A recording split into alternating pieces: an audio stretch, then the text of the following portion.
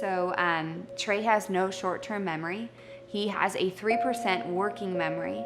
That makes it hard for somebody who's dyslexic, ADHD, dysgraphic, all of these combinations of learning disorders that prohibit each other and prohibit him learning, but they make Trae not be able to take the classes and things that help these kids because of his neurological disorders.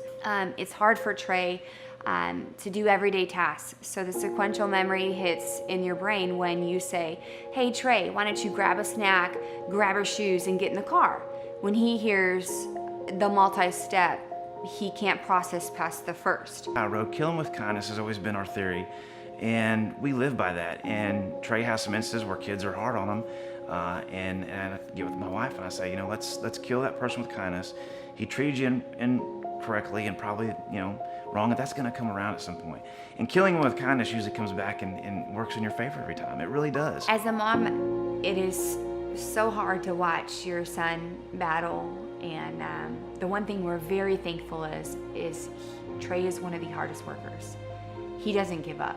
He wants to succeed, and he's a pleaser. He wants to make you happy. And so if he didn't have that drive and that, I think that we would have, there's a few years we lost Trae when it comes to school, and that was kindergarten to second because of his peers. His peers were succeeding. They knew he was different.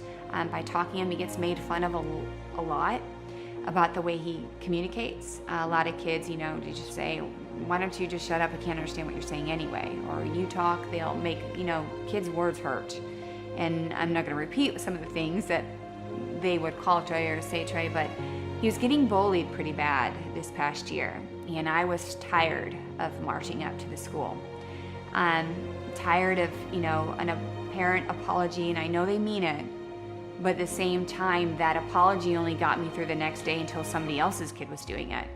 So for Trae, even art is hard, handwriting. And so he uses his handwriting with his t-shirts or messages. Like he comes up with these messages like smarter than you think, normal is boring, God made me special. And so he makes it in his own handwriting. And so one of his teachers in his special programs asked him to submit a piece of art. And I was like, well, Trae doesn't really draw. And she goes, no, his t-shirts, that's his art. She was, write a little essay. So we helped him write his little essay. And he just won the national I Believe in Myself scholarship. It's an art scholarship, and it's through all special ed teachers are backed by a program for their continuing education. And this is the Academic Language Therapy Association.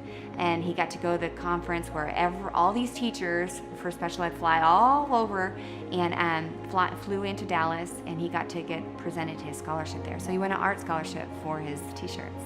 During that, Trae was watching YouTube at the time, and I said, hey Trae, what happened today, can you explain? And he said to me, well, why can't I make a t-shirt that says I'm just as cool as everybody else? Why isn't different cool? Why do they make fun of me because I'm different? And then when he said he wanted to start a business with t-shirts, sending this message like, you know what, kid, you're onto something, because there's about 4 million other kids just like you that feel just the same. And so all of a sudden, that t-shirt little thing grew for about 6 months. And he wasn't sitting at the lunchroom alone anymore. The charity I want to donate is the United Superstars. No more bullying.